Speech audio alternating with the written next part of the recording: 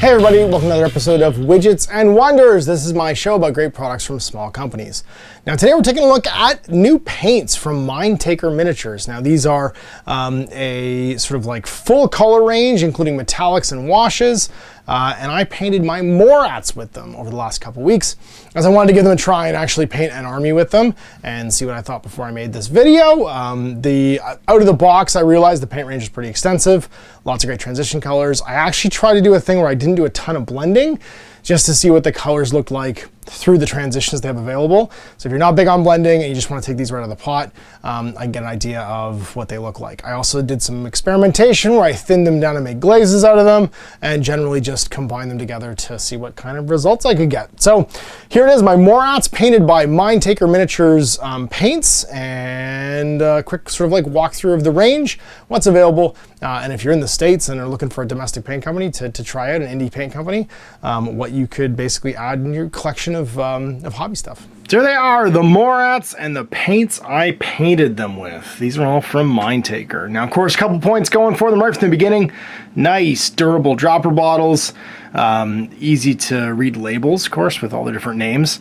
And a nice broad range. You can see some of the transitions here and what I picked. So like pitch black with 1K blue, or bruised purple, mauve, and secret purple. All transition really nicely. Same with clay mud, parchment tan, butter white, and antique white. Wheat brown, ash brown, and then this was just a green, or uniform gray and dungeon gray going together. Now, the basic process I painted these with was I used a dark gray brown Rust-Oleum primer. Yeah, I used current primer for these. And then I dry brushed them with that dungeon gray. And then dry brushed them again with the uniform gray really lightly. The weapons and stuff actually were just painted then, because the first test I want to do is see how these thin down. I made a glaze out of this pitch black, this like greeny black, and that went on all these weapons. And with a glaze over like a gray primer and a dry brush, I got that wonderful, like already pre-highlighted weapon effect there. So you can see on the guns, and I knocked them on the ground immediately. They've got nice edged highlights. It went in the recesses really nicely. And gave me, like, it kept basically the highlights from the dry brushing underneath and just gave this like a differentiation of color, right, where the weapons are different color from the guys now all of a sudden. It looked really good on the Sograts actually with their heavy weapons. And that was kind of the first thing I noticed. I wanted to play with like how well the colors thinned down, whether or not they were chunky coming out, and they were very smooth. They also transition really well, and that's they passed the smear test is a good example. Have you ever seen that before? I don't know if anyone's ever seen one of these before. This is an old palette paper set from Privateer Press. I don't even know if anybody has these anymore. So when you take a paint and you smear it with your paintbrush, how well does it cover? Look at that. No smears. That's just all reflection. So it smears really well, and all the paints have smeared this well. I haven't found any, including the yellows, which I painted right over that red, that are very transparent. And that means that the pigment suspension to medium ratio is great. You don't get pigment clumping together and creating these like terrible smears. They also dry with a very nice eggshell finish. You can see it already starting to dry like that. See, look, it's just shiny where it's wet still, but everything is a nice eggshell when it's done. And they blended really well. So right off the hop, kind of like my sniff test for paints was all that. And then I just started playing around. The bases themselves are the only non-Mindtaker Minis paint on these guys, besides the primer, is Sterling Battlemire. It's the texture paint I use for the bases. I dry brushed it bruised purple, mauve, secret purple, and then I mixed a little bit of the butter wheat in there to get that edge there for the basing, give it that alien stuff. And then the grass tufts are from, I believe, Gamer Grass. And I wanted to try a couple other things. So like, for instance, how well did the beige go over top of the dark gray? And it went in one coat. So that's the parchment tan with butter wheat highlights over top as the like the hair and stuff for them.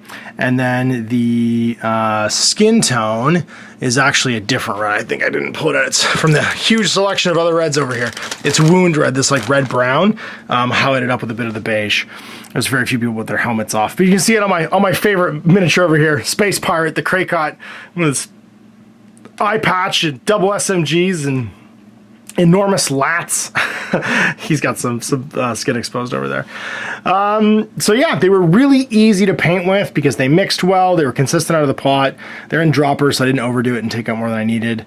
I was able to do funky things with them too, like make glazes. And you can see the transitions, you know, the paint colors were very, very available. So all the blues have like a transition one. So there's like a, almost like a military blue through to a light blue, which right here. So I would go like bop, bop, or bop, bop, bop, bop, like that. So it's like a, almost like a navy blue.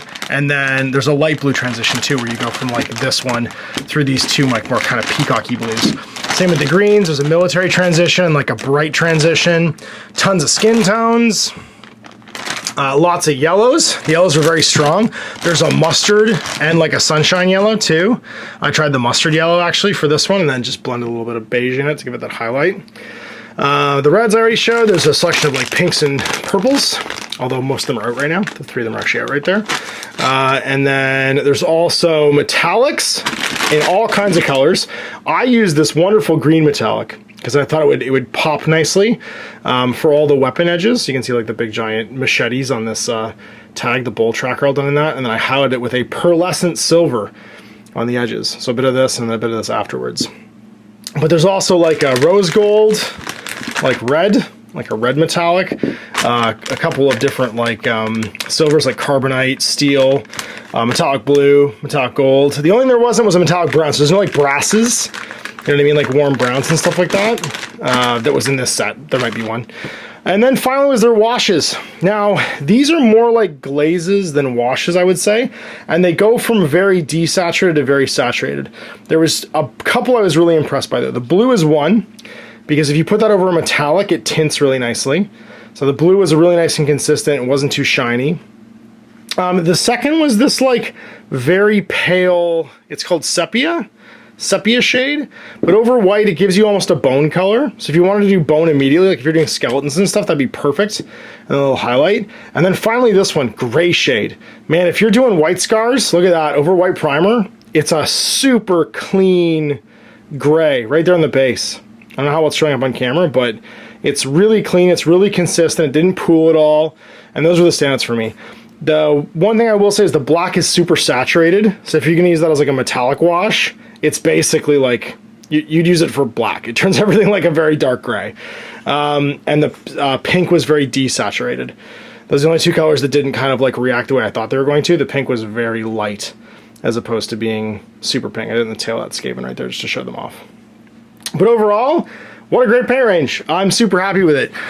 I think it's going to be great for people who are domestic to the United States because it seems like it's made in the States from Mindtaker Minis. Go to mindtaker.org and they sell all kinds of stuff. It's in Vancouver, Washington. And I think it's available now. So check it out in the link below. I've had some experience with it now. I'm going to keep using it to paint my Morats.